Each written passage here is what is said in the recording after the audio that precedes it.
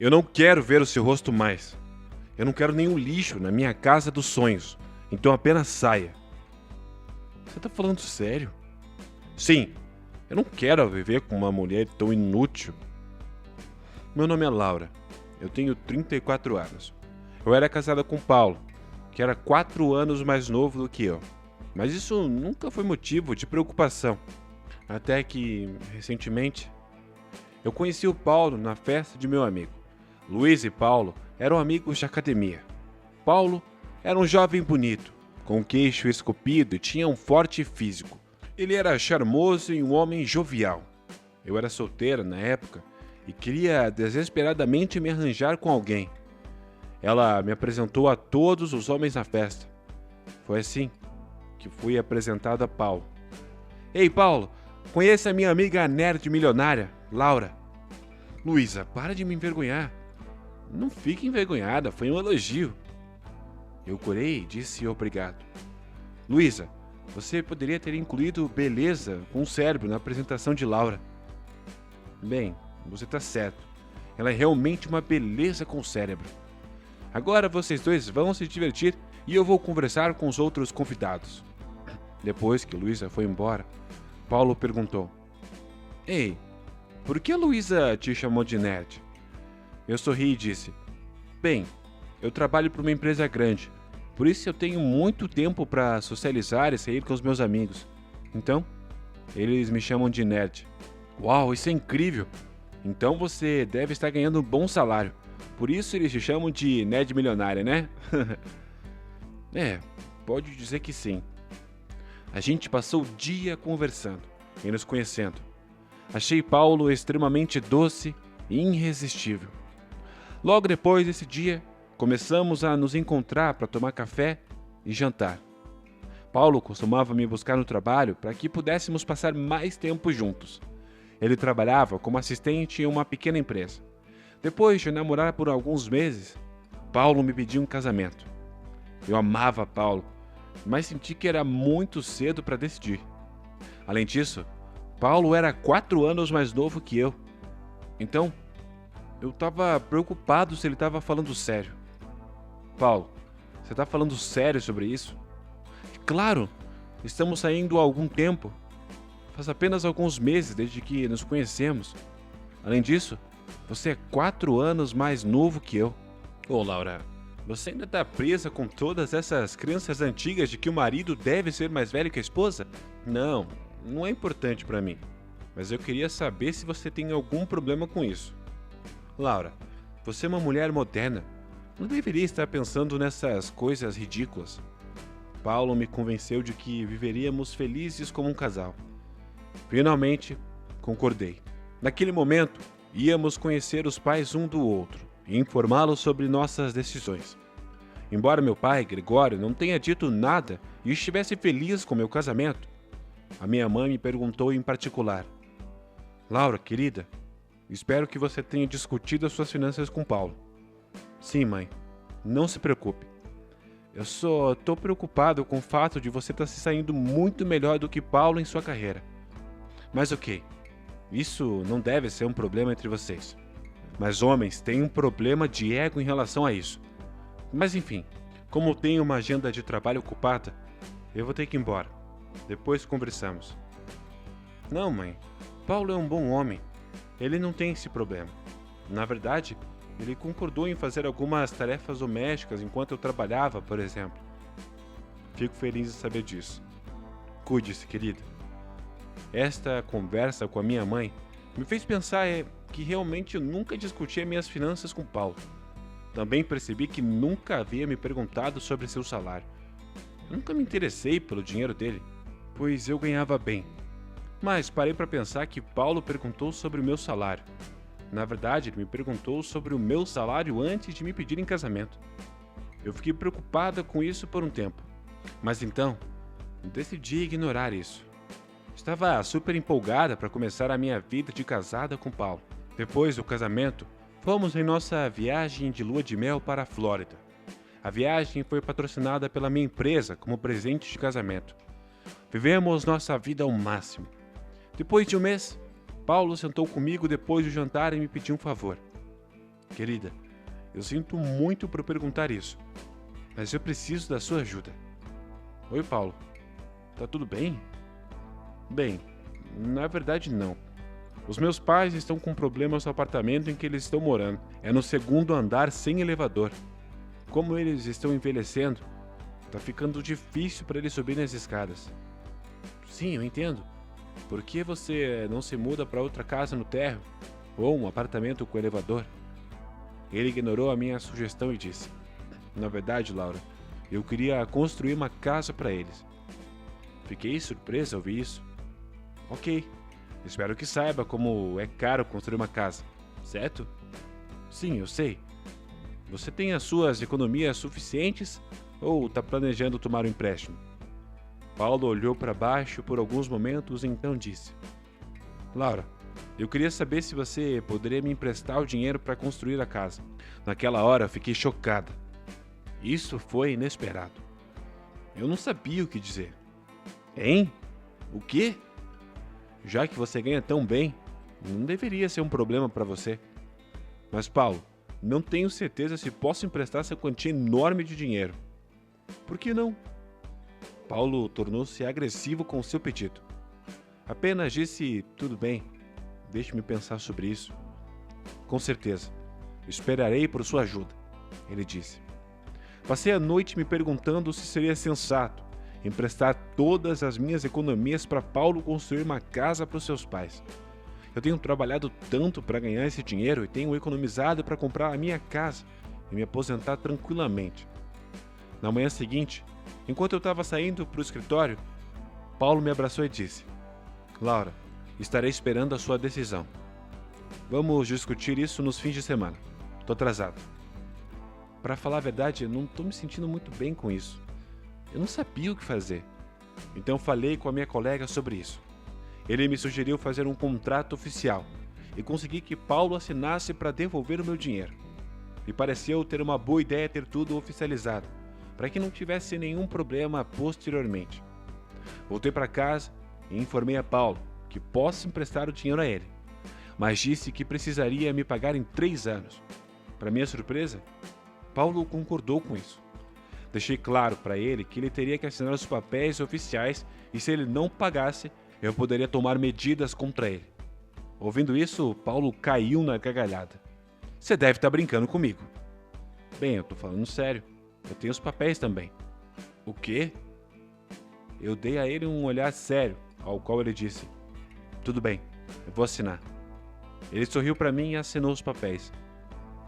Eu transferi o dinheiro para ele, embora ainda não me sentisse bem em emprestar tal quantia, pois o salário de Paulo não era o suficiente para me pagar de volta. Paulo começou a se comportar de forma estranha. Depois disso, ele chegava em casa tarde e parou de ajudar nas tarefas domésticas. Sempre que eu reclamava disso, ele me ignorava, dizendo que está ocupado no trabalho. Aos poucos, eu fui perdendo meu carinho pelo Paulo. Durante o fim de semana, ele estava ausente, supervisionando a construção de sua nova casa. Às vezes, ele não voltava para casa dizendo que ficaria com seus pais para cuidar deles.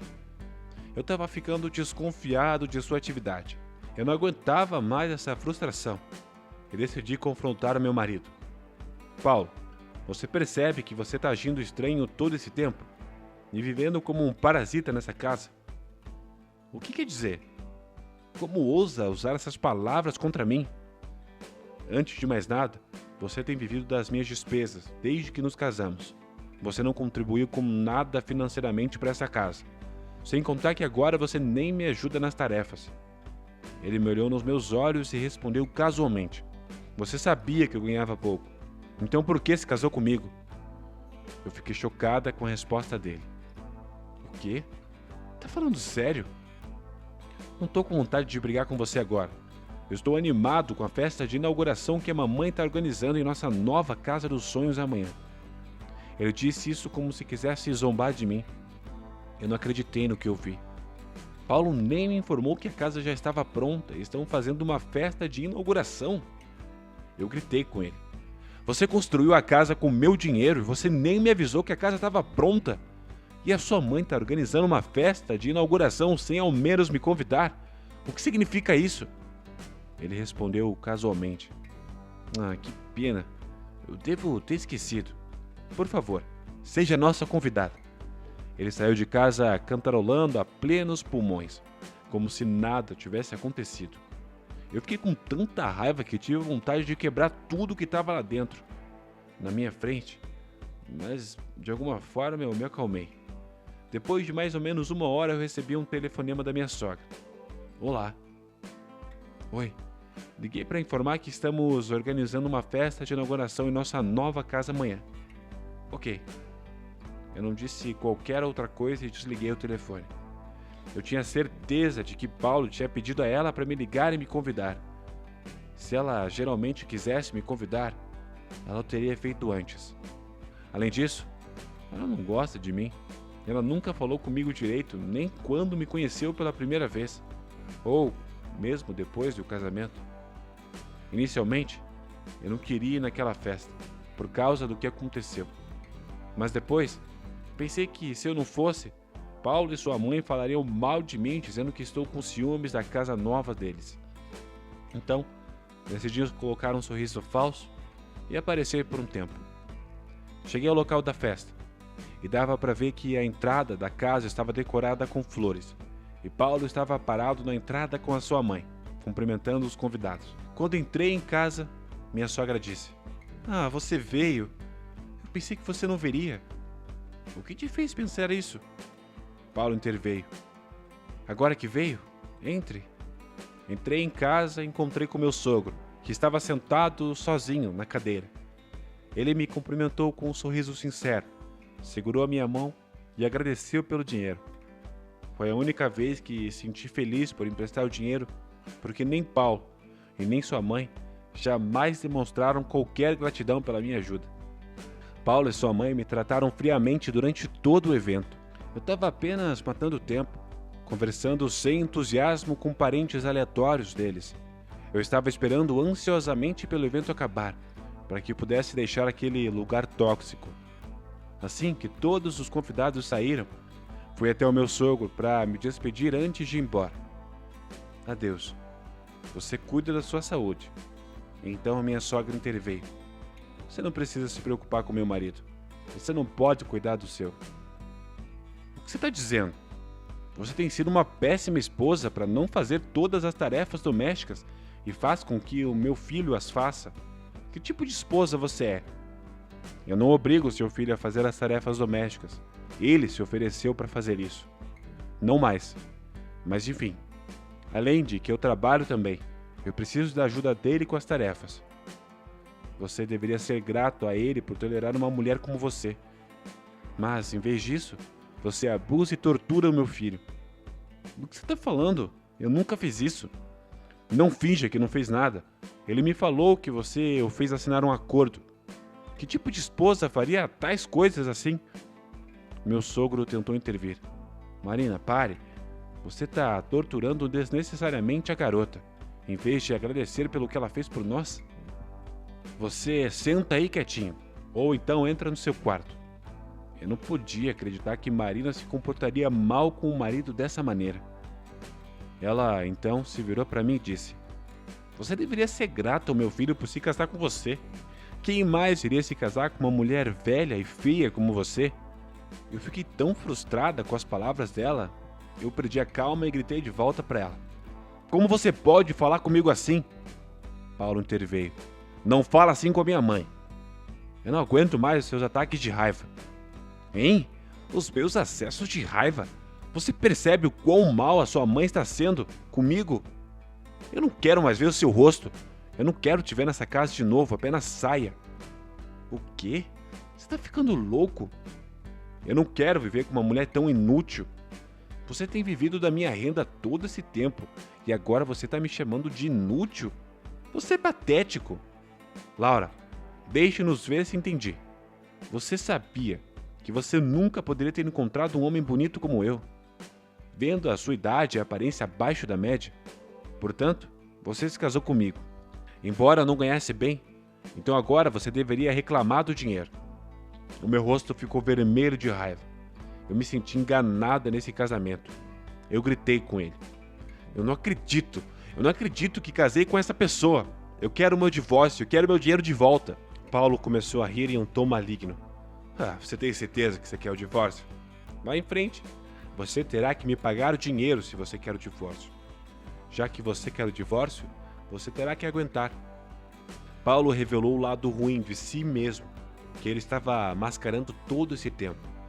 Enquanto eu estava furiosa ao ver o seu sorriso maligno. Você terá que devolver o meu dinheiro que eu emprestei, senão vou processar você. Tudo bem. Vá e encontre o papel do contrato, então. Vamos ver quem vai ter que pagar quem. Eu me senti enganado e saí do lugar naquela hora. Eu não aguentei mais. Eles me insultaram, me desprezaram. Fui direto ao meu banco, onde tinha guardado os papéis no armário do banco. Fiquei chocado ao ver que o papel estava faltando no armário. Quando verifiquei no banco, percebi que Paulo acessou o armário há um mês. Era uma conta conjunta. Portanto, Paulo também tinha acesso ao armário. Abrimos essa conta conjunta após o casamento para economizar dinheiro com os nossos ganhos. Mas infelizmente, era só eu que estava depositando o dinheiro. Eu juntei alguns documentos que também estavam faltando.